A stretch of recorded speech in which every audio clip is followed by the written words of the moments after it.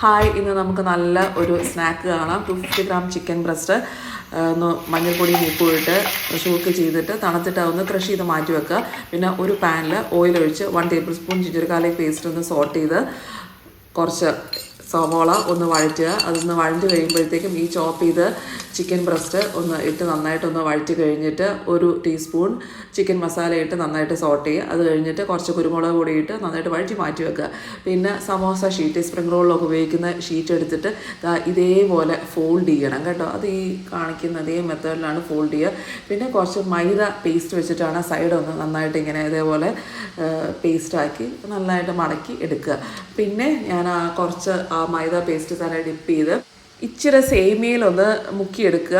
അത് ഫുള്ളായിട്ടൊന്നും സേമിയയിൽ cover ചെയ്തെടുക്കണ്ട, coat ചെയ്തെടുക്കണ്ട. കുറച്ച് സേമിയയിൽ coat ചെയ്തെടുത്ത് നമുക്ക് ഫ്രീസ് ചെയ്ത് വെക്കാം കേട്ടോ. ഫ്രീസ് കഴിഞ്ഞ് ആവശ്യമനുസരിച്ച് നമ്മൾ ഒന്ന് ഷാലോ ഫ്രൈ ചെയ്തെടുത്താൽ ഡീപ്പ് ഫ്രൈ